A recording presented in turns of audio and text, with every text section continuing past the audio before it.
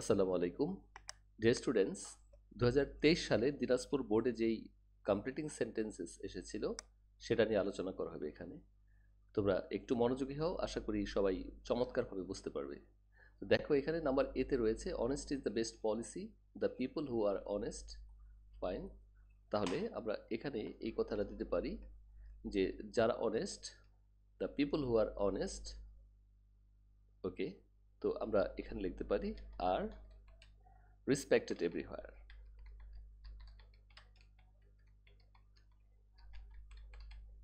ওকে, তাহলে people who are honest are respected everywhere. তাহলে আমরা এখান থেকে এই কথাটি আন্ডারলাইন করে দিচ্ছি। ওকে ফাইন, তাহলে কথাটি আসলো কি যে honest is the best policy, সততাই সর্বোৎকৃষ্ট পন্থা। যারা অনেস্ট আর রেসপেক্টেড এভরিহোয়ার তারা সব জায়গায় সম্মানিত হয়। আর অন্য কোনো কথাও আসতে পারে, সেটা তোমরা যদি একটু কেয়ারফুল হও তাহলে হতে পারবে। Number B, because of greenhouse effect.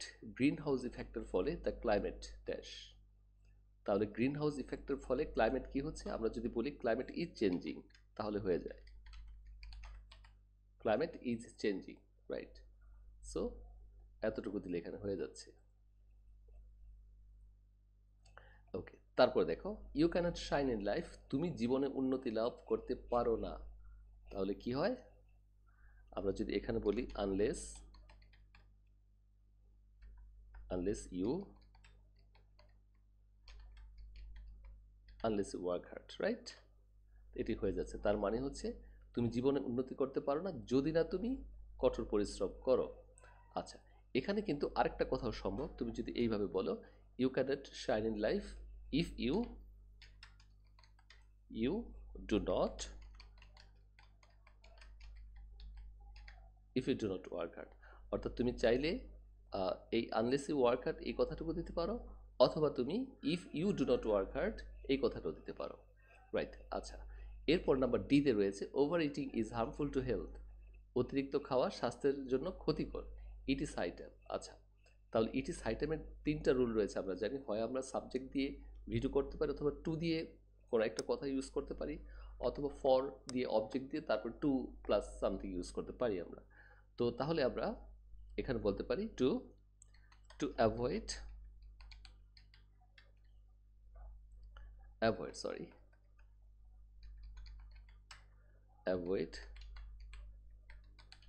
Avoid overeating, right? তাহলে এটি হচ্ছে টু, ইট ইজ হাই টাইমের পরে সবচেয়ে সহজ একটা স্ট্রাকচার, এই জন্য এটাই দিয়ে দিলাম। আচ্ছা, তুমি আরও ইউজ করতে পারো it's high time we avoided overeating, right? তাহলে আমরা এই কথাটুকু বসাতে পারি। অর্থাৎ তুমি ইউজ করতে পারো it is high time to avoid overeating, অথবা we avoided overeating, both are possible, right? আচ্ছা, তারপরে নাম্বার ইতে হচ্ছে দেয়ার গোজ আ প্রভাব দ্যাট। একটি প্রবাদ রয়েছে যে, রাইট, দ্যাট মর্নিং ড্যাশ। তো একটি খুব প্রচলিত প্রবাদ রয়েছে যে morning shows the day, day, right? আচ্ছা, তো সুতরাং এটা হয়ে যাচ্ছে এখান থেকে। তাহলে এই প্রবাদ বাক্যগুলি তোমাদের মুখস্থ করে ফেলতে হবে। বেশ কিছু প্রবাদ বাক্য তোমাদের আয়ত্তে থাকলে তাহলে কমপ্লিটিং সেন্টেন্সের ক্ষেত্রে এটা দারুণ সুবিধা হবে। আচ্ছা, তারপর এফ নাম্বার রয়েছে আই ওয়ার্ক হার্ড অলদো। আচ্ছা, আমি কঠোর পরিশ্রম করি যদিও। আচ্ছা, যদিও একটা কন্ট্রাস্ট কথা দিতে হবে। সাধারণত ওয়ার্ক হার্ড করলে, কঠোর পরিশ্রম করলে মানুষ ভালো কিছু করে। আহ, তাহলে তুমি যদি এখানে পরীক্ষার কনটেক্সট নিয়ে আসো তাহলে এমন হয় though I can not do well in the examination, right? যে আমি কঠোর পরিশ্রম করে যদিও আমি পরীক্ষাতে ভালো করতে পারি না। অথবা তুমি অন্য কোনো কনটেক্সটে এটা টানতে পারো, কারণ হচ্ছে এখানে পূর্বে কোনো এমন কিছু উল্লেখ করা নেই যেটা অনুসারে তুমি এই কাজটি করতে আহ, করবে বা করতে বলা হয়েছে তোমাকে। যে কোনো একটি বিষয় তুমি এখানে নিয়ে আসতে পারো। তুমি যদি বলো although I can not develop, সেটাও হতে পারে। Although I can not be successful in many things, সেটাও সম্ভব হতে পারে। আচ্ছা, তারপরে নাম্বার জিতে no sooner had I reached the college. আমি কলেজে পৌঁছাতে না পৌঁছাতে। আচ্ছা, তো এখানে নো ওয়ান, নো সুনার যদি থাকে তাহলে আমরা জানি পরবর্তীতে এই ক্লোজটির শেষে আমরা দেন বসাই। সুতরাং আমরা এখানে দেন বসালাম।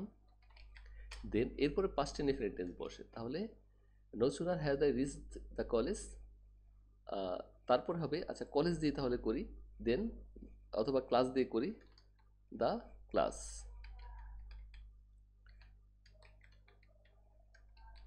দেন দ্য ক্লাস স্টার্টেড, রাইট? অর্থাৎ কলেজে আমি পৌঁছাতে না পৌঁছাতেই ক্লাস শুরু হয়ে গিয়েছিল, সুতরাং দেন দ্য ক্লাস স্টার্টেড, এটি হচ্ছে এখানকার যৌক্তিক কথা। তো এখানে একটা বিষয় লক্ষ্য করি, নো সুনার হ্যাড যদি কোনো সেন্টেন্সে থাকে এটির মানে হচ্ছে কোনো কিছু হতে না হতেই, মানে আমি কলেজে পৌঁছাতে না পৌঁছাতেই, আর নো সুনার হ্যাডের সাথে এই দেন কথা থাকে, অর্থাৎ আমরা স্ট্রাকচারে শিখেছিলাম no sooner had dot dot dot dot then, right? আর দেনের পর হচ্ছে পাস্ট ইনডেফিনিট টেন্স বসে, তোমরা এখানে দেখো সাবজেক্ট হচ্ছে দ্য ক্লাস আর পাস্ট ইনডেফিনিট হচ্ছে স্টার্টেড, রাইট? ওকে, তারপর হচ্ছে number 8, there are so many poor people in our country, আমাদের দেশে অনেক আহ, গরিব মানুষ রয়েছে। আচ্ছা আই উইশ, আমার ইচ্ছে হয়, আচ্ছা আই উইশ থাকলে subject plus could would might বসবে।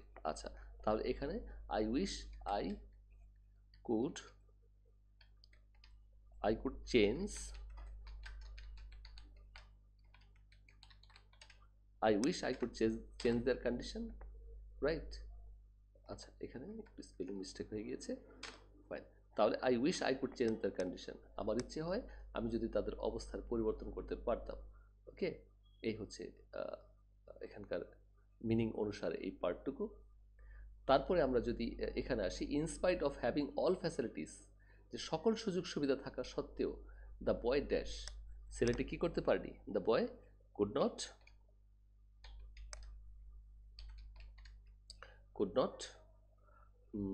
শাইন ইন লাইফ, ছেলেটি জীবন উন্নতি করতে পারেনি, তার সকল সুযোগ সুবিধা থাকা সত্ত্বেও সেই ছেলেটি জীবন উন্নতি লাভ করতে পারেনি, সুতরাং যতটুকু আমি লিখলাম ততটুকু আন্ডারলাইন করে দিচ্ছি, রাইট? এখানে বিষয় হচ্ছে in spite of having all facilities, এটা আমরা প্রেজেন্টও করতে পারি অথবা ফিউচারও করতে পারি ইচ্ছা করলে, কারণ এখানে কোনো টেন্সের ইন্ডিকেশন নেই, সুতরাং আমরা এখানে যে কোনো একটি টেন্সে উত্তরটা দিতে পারি। তারপর the old man dash is my grandfather, এখানে ওল্ড ম্যান সম্পর্কে একটা অতিরিক্ত কথা দিতে হবে, তাহলে আমরা এখানে বসাতে পারি দ্য ওল্ড ম্যান, এরপর আসতে পারে who who has died, who has died recently, যে ইদানিং সাম্প্রতিক মারা গিয়েছে, okay, is my grandfather, the old man who has died recently, যে বয়স্ক লোক আই মিন যে রিসেন্টলি মারা গিয়েছে সে হচ্ছে আমার দাদা।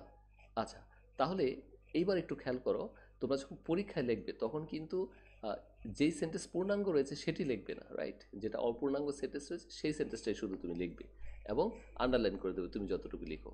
তাহলে এখানে অপূর্ণাঙ্গ নেই, কারণ এটা কমা দিয়ে এটি একটি সেন্টেন্সই, আর এই সেন্টেন্সের মধ্যে এটার মধ্যেও নেই, তারপর হচ্ছে ওভার রেটিং, এই যে এটার মধ্যে এইটা অতিরিক্ত সেন্টেন্স পূর্ণাঙ্গ সেন্টেন্স আছে, সুতরাং আমরা এটা কেটে দিচ্ছি। তারপরে হচ্ছে এখানেও নেই, এটার মধ্যেও নেই, নসুরার হেড এটাও নেই, এই যে এখানে there are so many people in our country, সুতরাং এটাও আমি কেটে দেবো, রাইট? আচ্ছা, সুতরাং এই হচ্ছে তাহলে আমাদের টোটাল কাজ, দিনাজপুর বোর্ড 2023 সালের কোয়েশ্চেন। আশা করি তোমরা মনোযোগ দিয়ে দেখেছো, আর যদি এনিহাও মিস্টেক করে থাকো, মনোযোগ আই মিন অন্যদিকে সরে যায়, তাহলে আবার দেখে নাও, আশা করি অবশ্যই ভালো করে বুঝবে সবাই। সবাইকে অনেক ধন্যবাদ।